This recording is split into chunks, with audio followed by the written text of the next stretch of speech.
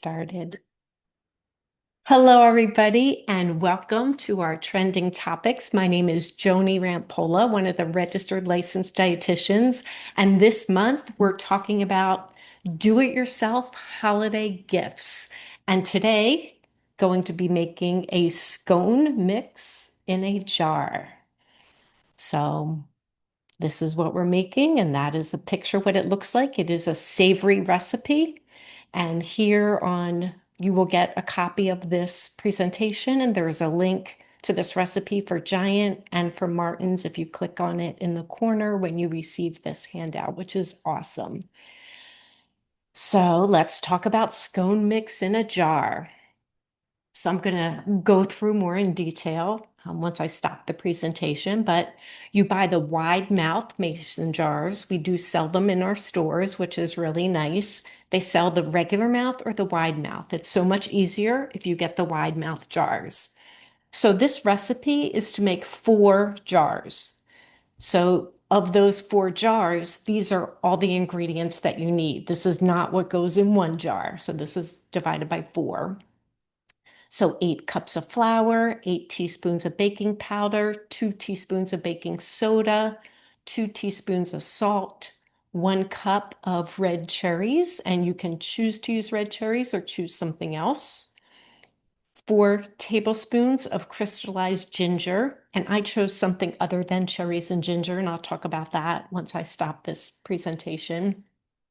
4 cups of old-fashioned rolled oats, 1 cup of dark brown sugar divided. So that's what goes into the jar that you're gifting somebody.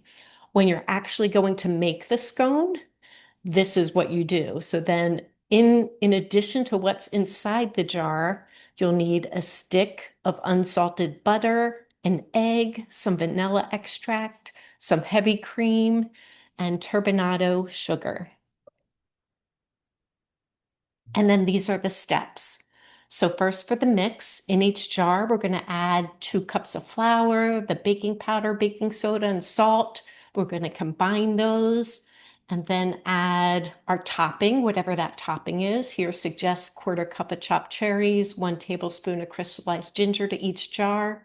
And then once we have our topping layer, then we're going to top that with a cup of oats and a 1/4 cup of brown sugar, then we seal it. And that is our gift to somebody. When you're actually making the scones, you preheat your oven to 375, line a baking sheet with parchment to a large bowl, add the whole jar of scone mix. Then we're going to add butter using a pastry cutter or your hands. So I don't want to use my hands, and I had no idea what a pastry cutter was. I looked it up. I have one here to show you.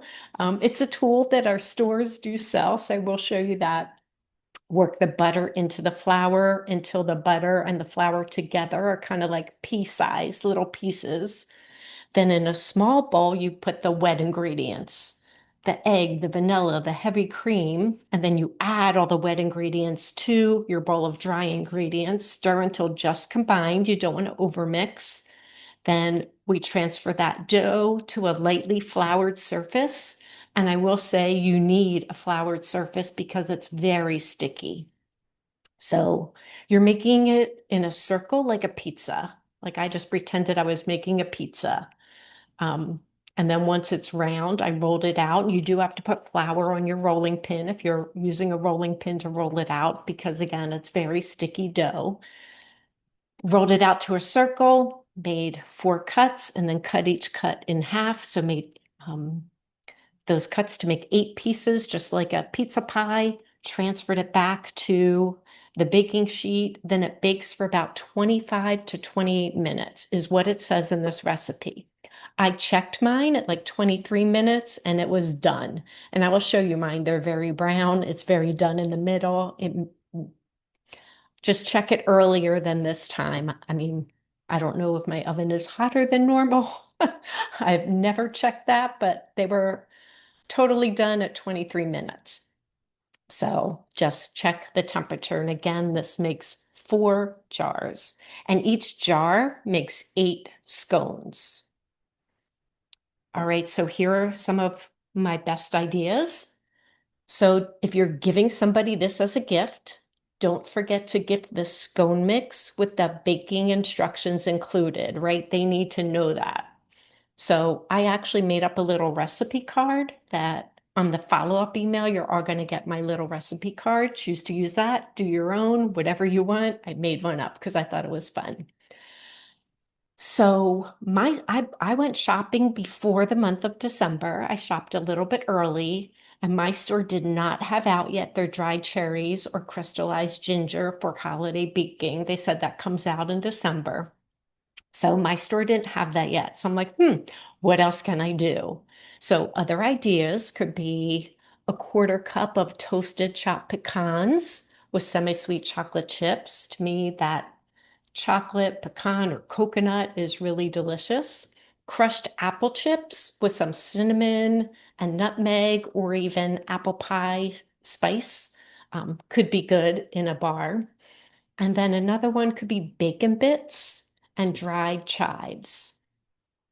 So we are going to start creating our scone mix in a jar. And my hope is may every jar you share bring warmth, joy, and a sprinkle of love. And I'm going to stop sharing my screen here.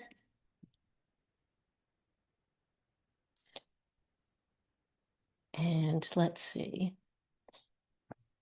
So question I see, can you use a fork in place of a pastry cutter? Absolutely, you can use a fork. Sure thing. All right. So first, pull up my 2 cups of flour. So I'm just using this giant bowl and I have my 2 cups of flour. And then to that, we're going to add two teaspoons of baking soda. And I should just put this down so you see my bowl. There you go. 2 teaspoons of baking soda and half a teaspoon of baking powder. So I just have that in a little bowl and I'm going to dump that in. And they want you to mix this all up together before adding it to a jar. I think it's totally fine just to add it to a jar and actually mix it in a jar, but that's fine. I'm going to do it the way that they're suggesting. And then I just have my regular salt. We're going to add half a teaspoon of salt.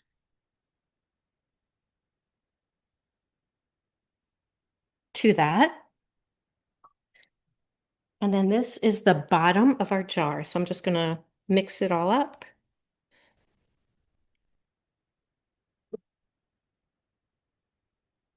And then this is the mason jar. I'm going to show you the wide mouth, right? It's one of the wide mouth jars, just a plain jar. And I'm going to try and transfer this without getting flour all over the place.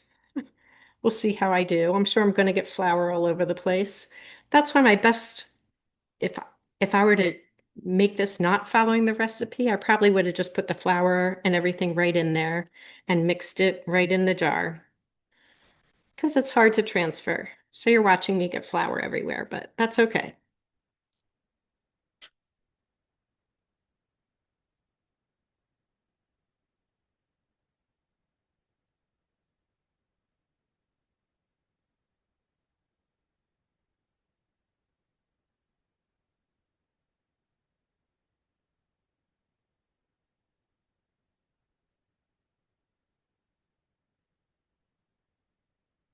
I am trying to clean up that flour everywhere.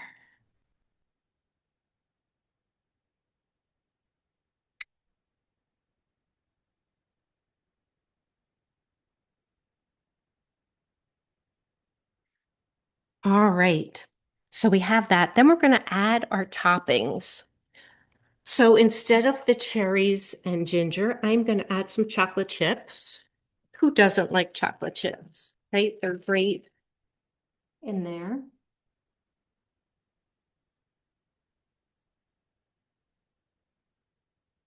Just flatten that a little bit. A chocolate chip layer. And then also some walnuts. I took walnuts and I chopped them. So this is my walnuts chopped. I'm adding in there.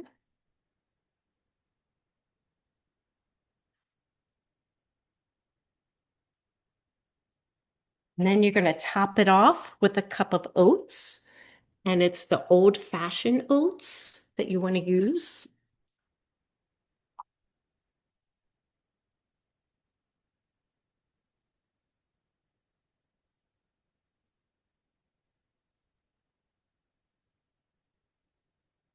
And then some brown sugar. And they're suggesting the dark brown sugar.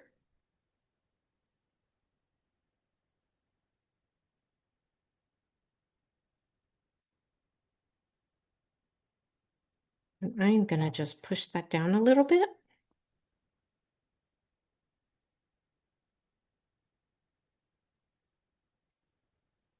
Spread it around. And that, mine's a little sloppy with flour, but that is your gift jar. I'm going to show you just some things to do with it once I get that on.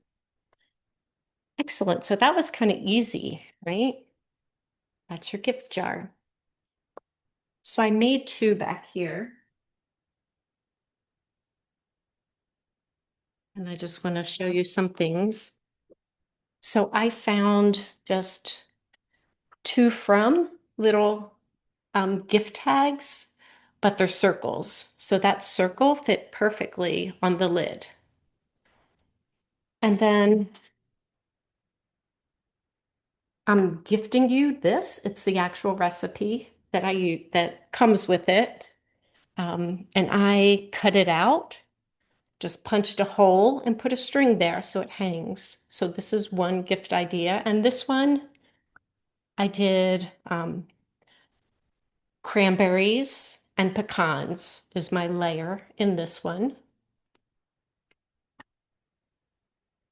And then another idea you can do is just take a bow and stick a bow on top of your jar. And you could even tape this to it or fold it like a note, write to whoever it is on the outside, and tape it to the jar. This one I did bacon bits and chive. I haven't made that yet. I'm anxious to see how that one is, but it sounded good. So I made that one.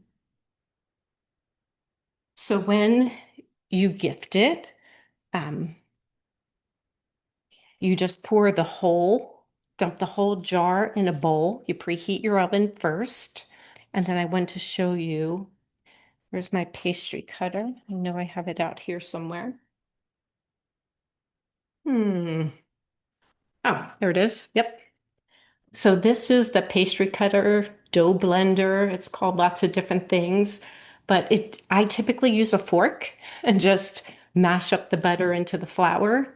This works so much easier. It was, under $10 and really good, really good option to blend the butter in. I've never had one before. I've always just done it with a fork, and I thought that was just a really good suggestion. It brought a new tool to me, which I love. So yeah, you just pound the butter in there. And again, you could top these anyway. Let me look at some questions. Would a pizza cutter work to cut the scones? Yeah, I'm sure it probably would. Absolutely. It might be easier to transfer the flour into the jar if you'd have a canning funnel. That would be great. I got flour everywhere.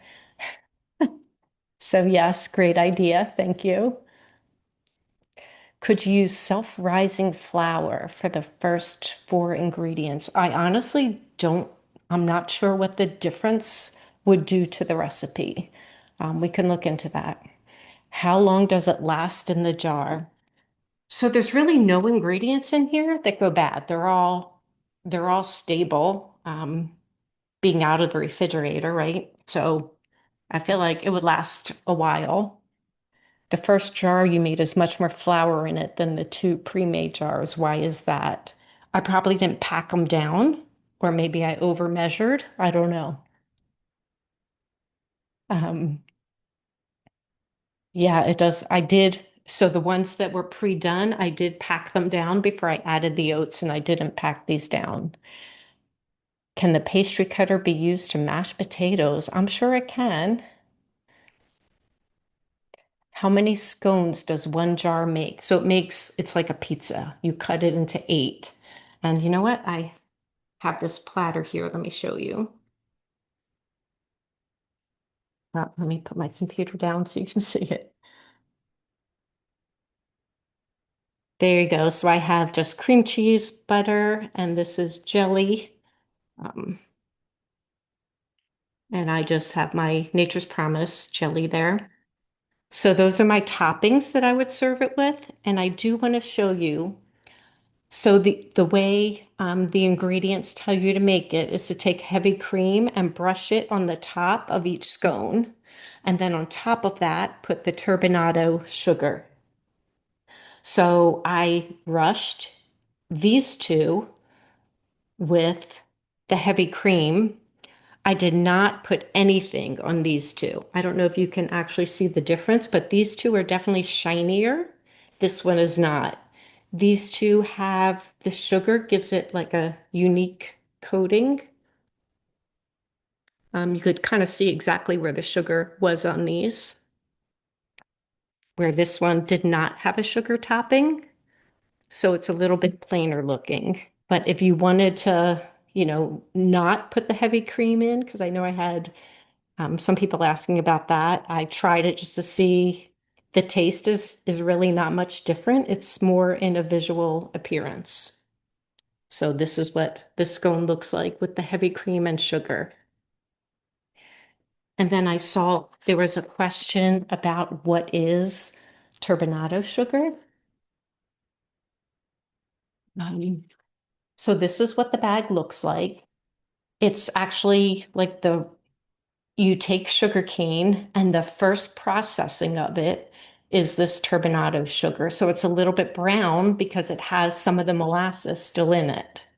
So these do have a very molasses-like taste. I won't say very, a little bit, but there's more molasses in the dark brown sugar that's in the mix. And then this is on top. The turbinado sugar has a little bit of molasses taste too. So it's not as processed as white cane sugar, even though they both come from sugar cane. It's the first processing, and that's what makes it different. How many scones does your jar make? Yep, we answered that 8. Each jar makes 8. If you mix the flour into the butter, when does the oatmeal and topping get incorporated since the whole jar is put in the bowl? So when you're throwing the whole jar, everything's in there. So like these that I made, um, they have dried cranberries and pecans in there. So that's what this one is. I put the whole jar into my bowl. So then I added the butter. So as I'm mixing the flour in, there are the cranberries in there too. So the nuts are in there too. So I may have been chopping those up a little bit more, but that's just how the recipe worked. And it was actually easy. It didn't inhibit the mixing of the flour and the sugar because there were other ingredients in there. They all just go in together. Once they're in the jar, you can't separate them. I have not tried this recipe with gluten-free flour. This was actually my first run of the recipe that I did for this. Self-rising flour is good for the breads, but when you use it for the scones, it can start something in the jar when it's not used right away. It will also bring different type of taste when you cook it. Thank you, Faith. Faith provided that answer. Appreciate that. Is turbinado different from light brown sugar? Really good question, and I do know it is different. Um, I'd have to look that up, and I don't know if they're both sugar cane, and that's what makes them. But even like light brown and dark brown, they're very different in texture. They're different in moisture. They're different in taste. So I'm assuming that they're all a little bit different. So the turbinado is very coarse. So this is used like to rim a glass if there's sugar in a glass to top something with it. You wouldn't want to use this baking inside of a recipe because it doesn't blend the same way. So they are different in their moisture content and how easy they are to use. Can you use craisins? Yes. So the ones that I made had I'm calling them dried cranberries, but yes, craisins, same kind of thing. That's what's in these if you see one right there. And again, you could see how brown mine are. And these only cooked 23 minutes and I pulled them out. And maybe my oven it was on 375 temperature. I don't know why it got so hot, but the recipe says 25 to 28 minutes. So I would just watch that. Quick cooking oatmeal. So the recipe does call for old-fashioned oatmeal, and that's because you don't want it to get mushy. So the quick cooking is just a thinner cut of oatmeal so that it cooks up faster. The old-fashioned is just a little bit slower. Um, I would stick with that. And let me just break one of these for you so you could see it. It's like a crumbly, as a piece drops, it's like a crumbly texture. To me, it's drier than a muffin, but definitely much moister than a biscotti, but it's somewhere in between there, a scone. Brown sugar is made by adding molasses back to white sugar, so it's more processed than turbinado. Thank you, Mike, for that comment. It's like a dump cake. I've gotten these as gifts, and they do last about a year, depending on what's in it. Thank you, Linda. Is there a calorie count to this recipe? So if you look at the actual recipe, I don't have the savory link right in front of me, but yes, the recipe does have a calorie count on it. Could rounds of wax paper provide an option for separating ingredients in the jar so that the nuts and fruits don't get chopped too much? I mean, I'm sure you could. That might just be tough for the person that receives that gift to try and separate it, hold it out, but sure, you can definitely try that. Excellent. Well, these are the scones, and I hope that you try them, right? Do you see the sugar topping on that one? Looks a little bit different than the other one. Up close, now you can see it. And this one doesn't have it. But taste-wise, I thought they were both delicious. Just raise my computer up a little bit, and they make a fun little gift, and you can decide what toppings work for you.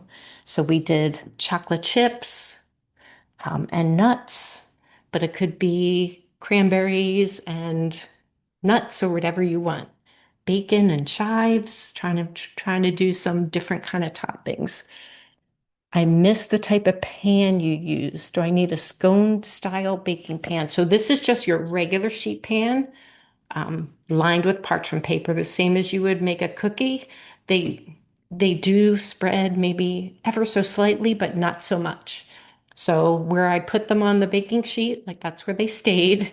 I made a circle like a pizza, cut them in 8 slices like a pizza, moved each slice to the baking sheet. Could you use egg wash for heavy cream? I'm sure you could. I feel like everything that you bake with egg wash works. But yes, this called for heavy cream because there is some heavy cream actually in the recipe when you're making it. So you have your little thing of heavy cream, you put 3/4 of a cup inside the scone. That's the recipe that you're making it with. And then you brush that on top because you already have it. You'd have to crack an egg specifically for that. So, yes, excellent. I don't see any other questions. Well, when you get your recipe, it comes like on a full sheet. You'll have to cut it out if you want it or you can use this as a note card to write your note with somebody. But yeah, I just cut it out and attached it, and it makes a fun little gift. I like giving food gifts for the holidays as well. So I am going to share my screen right now again.